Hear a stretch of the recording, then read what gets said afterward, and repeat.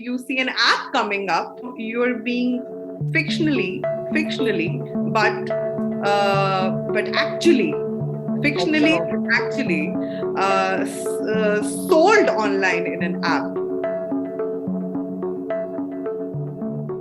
What I have been personally going through since the last 1.5 years, I have definitely been vocal about it.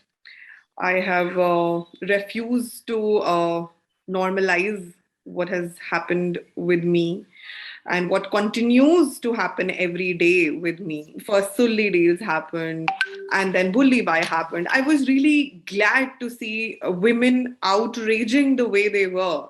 Because oftentimes we are told that these are just trolls and we must ignore them. However, I don't think that these things need to be taken lightly. Rape threats, death threats every day on social media, obscene messages, vulgar messages describing your body parts, men sending you pictures of their private parts. Yeah.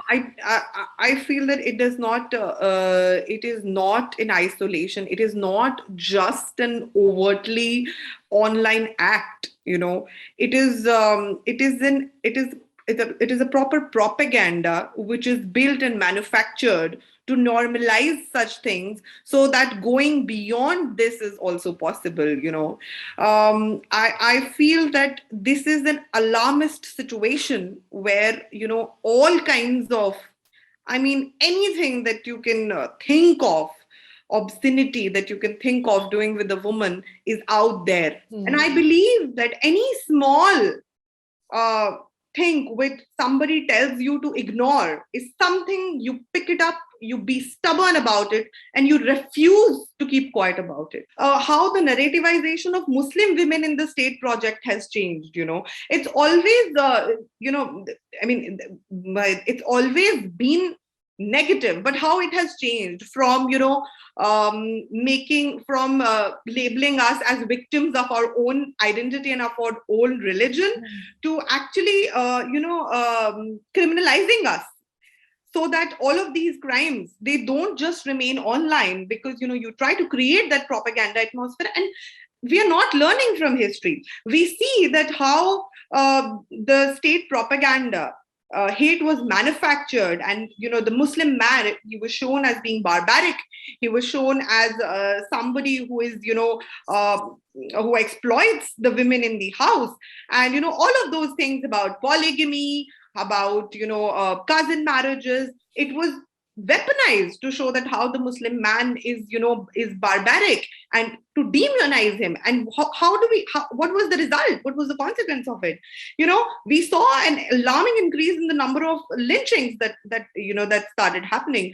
And now we see that the narrative has shifted, because suddenly the women have really come out and tried to dismantle Yeah. this project. And when we go out and say that I can fight my own battles, and these are not my battles. Triple talaq, it may be a battle for many women, but it is not a Not. mainstream battle for me. And I want for me, the bigger battle is the state demonizing Muslims. For me, is the bigger battle is me not being allowed to wear a hijab. And the only way to ensure that they fail is to not stop talking about it. Gauri Lankesh, and even before that, Kalburgi, all of these cases, they tell us that, these things, I mean, how seriously these things need to be taken. This is, I think, my biggest takeaway. And this is, I think, what Gauri would also want us to, talk about. Because, in her last op-ed, she had talked about, how the regime, in the Gauri Lankesh Patrike, she talked about her editorial was on how the regime is manufacturing lies. How there is a whole ecosystem of not misinformation, disinformation, deliberately misinforming people to foment hate. When you talk about hate speech, it's not like people have just said something. It's not like that. Hate speech has real effects.